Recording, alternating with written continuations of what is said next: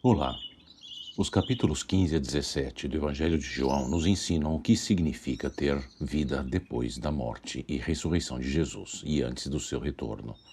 Nos últimos 3 episódios, capítulo 15 e comecinho do 16, vimos que a promessa de Jesus àqueles que ouvirem e guardarem suas palavras é de que farão parte da videira de Deus, ou seja, farão parte de seu povo que será verdadeiramente efetivo neste mundo.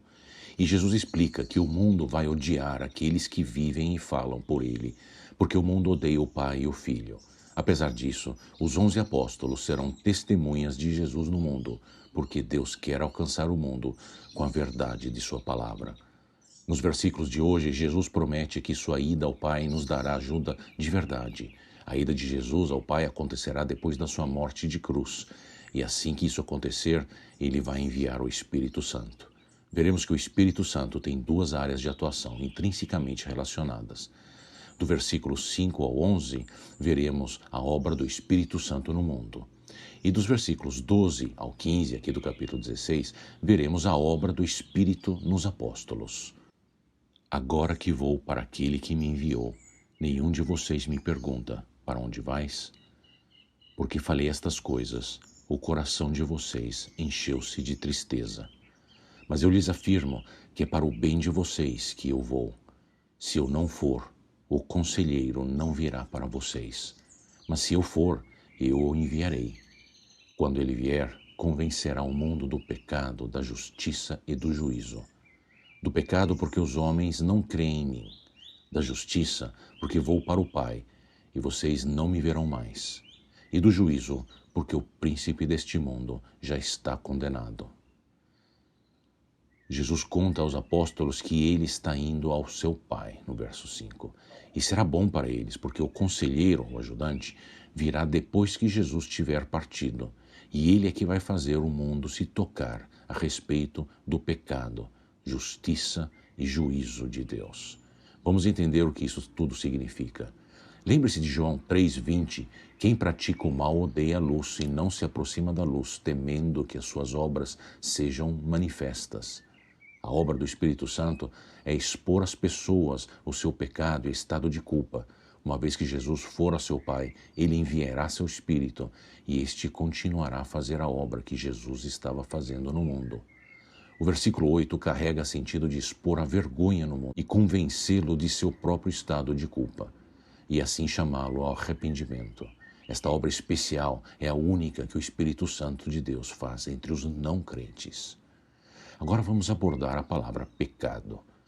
Do pecado porque os homens não creem em mim, diz o verso 9. Pecado é recusar que Jesus é Deus e rejeitar que Jesus é nosso Rei e, como tal, está no controle das nossas vidas. E cometemos pecados nas coisas que fazemos, vivendo como se nós estivéssemos no controle ao invés de Jesus. Todas as pessoas vivendo suas vidas do jeito delas, ao invés de colocarem Jesus no comando, estão em pecado, igualmente culpadas diante de Deus, independentemente das coisas que fazem na vida. Quando Jesus estava na terra, sua autoridade para governar era clara, enquanto ele condenava pessoas de seu pecado e de seus pecados. Quando Jesus teria ido ao Pai, o Espírito teria continuado sua obra, como de fato continua até hoje. É o Espírito que me faz perceber que eu sou um pecador. E eu o sou quando não creio em Jesus, como diz o verso 9. Lembrando sempre que a palavra crer na língua e cultura da Bíblia carrega junto o significado de colocar em obra a própria fé. Agora vamos passar para a próxima palavra, justiça, que é retidão. Quando Jesus estava na terra, ele mostrou a verdadeira retidão. Ele viveu uma vida perfeita, sem pecado. Em sua presença, nós nos sentimos sempre constrangidos, envergonhados em comparação a ele. O profeta Isaías descreve que até nossas boas obras são trapos de imundícia diante de Deus. Todos os nossos atos de justiça são como trapo imundo, diz Isaías 64:6. Quando Jesus tiver ido embora, o Espírito vai acusar o mundo de sua falta de justiça e, portanto, levar o mundo a buscar perdão. Agora vamos passar para a última palavra, juízo. Em João, capítulo 12, verso 31 e 32, Jesus havia dito: chegou a hora de ser julgado este mundo. Agora será expulso o príncipe deste mundo. Mas eu, quando for levantado da terra, atrairei todos a mim. Jesus ensinou que a obra maligna do diabo seria exposta e vencida através da sua morte na cruz. A cruz é a vitória do amor e da bondade de Deus sobre o mal. Na cruz, Jesus recebe sobre si todo o justo juízo de Deus contra o nosso pecado. A ressurreição de Jesus mostra que a morte foi derrotada e que o diabo é inimigo batido. O preço foi pago por completo. O Espírito que viria depois convenceria o mundo do julgamento por vir. Se o maior inimigo de Deus foi exposto e vencido, então não há esperança para ninguém que não creia e siga Jesus. O juízo virá, com certeza. Esta é a obra do Espírito no mundo. Agora vamos abordar as suas obras entre os apóstolos. Tenho ainda muito que lhes dizer, mas vocês não podem suportar agora. Mas quando o Espírito da verdade vier, ele os guiará a toda a verdade. Não falará de si mesmo, falará apenas o que ouvir e lhes anunciará o que está por vir. Ele me glorificará porque receberá do que é meu e o tornará conhecido a vocês. Tudo o que pertence ao Pai é meu. Por isso eu disse que o Espírito receberá do que é meu e o tornará conhecido a vocês. Mais uma vez, Jesus frisa que a hora de sua partida está chegando.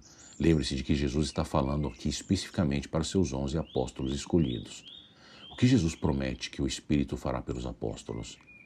De guiá-los para toda a verdade, diz o verso 13. A verdade de Jesus, a verdade que ainda está por vir. Fazendo isso, ele glorificará Jesus, diz o verso 14. Como? Bom, fazendo com que a verdade de Jesus seja recebida. Por que isso é tão importante? Porque a verdade pertence a Deus e a Jesus foi entregue tudo. E agora o Espírito vai guiar os apóstolos por toda a verdade. O Espírito vai fazer os apóstolos entenderem o que Jesus revelou, para que eles estejam habilitados a serem testemunhas. Os apóstolos são aqueles que foram responsáveis por escrever o Novo Testamento. O que essa passagem diz sobre a precisão, completude e autoridade do que eles escreveram. O que eles escreveram é da parte de Jesus, através do Espírito Santo. É verdade, podemos confiar neles, é completo, não precisamos adicionar ao que escreveram. Vindo de Deus, toda a verdade, passado, presente e futuro. Que confiança isso te dá quando você lê o Novo Testamento da Bíblia? Você pode confiar e acreditar nele. Aonde você irá para saber o que Deus tem a dizer para você? Simplesmente na sua palavra, a Bíblia. Agora que Jesus se foi, como podemos esperar que o nosso relacionamento com ele continue? É pelo Espírito Santo, através das palavras dos apóstolos na Bíblia. Houve no desenvolvimento histórico dentro da igreja pessoas que adicionaram preceitos à Bíblia ou pensaram que a Bíblia não fosse suficiente. Às vezes apareceram pessoas sugerindo que precisamos de novas palavras da parte do Espírito, se tivermos que conhecer Deus pessoalmente hoje, mas isto é falso. Deus entregou tudo o que ele tem a dizer para Jesus e Jesus levou seus apóstolos a toda a verdade pela obra do seu Espírito.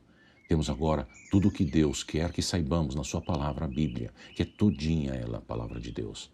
O mesmo João, quando bem velho, o último apóstolo ainda vivo, que escreveu o último livro da Bíblia, por orientação do próprio Jesus em visão, ele escreveu: declaro a todos os que ouvem as palavras da profecia deste livro, se alguém lhe acrescentar algo, Deus lhe acrescentará as pragas descritas neste livro.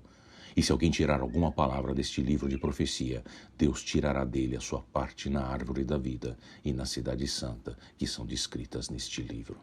Então, de volta ao começo, Jesus disse que sua morte era para o benefício deles, porque o Espírito iria agir no mundo para nos declarar culpados pelo nosso pecado, mostrar a retidão de Jesus e o motivo pelo qual merecemos juízo, e iria revelar aos apóstolos por completo a verdade da palavra de Deus. Enquanto temos lido a palavra de Deus, você experimentou a obra do Espírito Santo revelando o seu pecado? Deus te abençoe.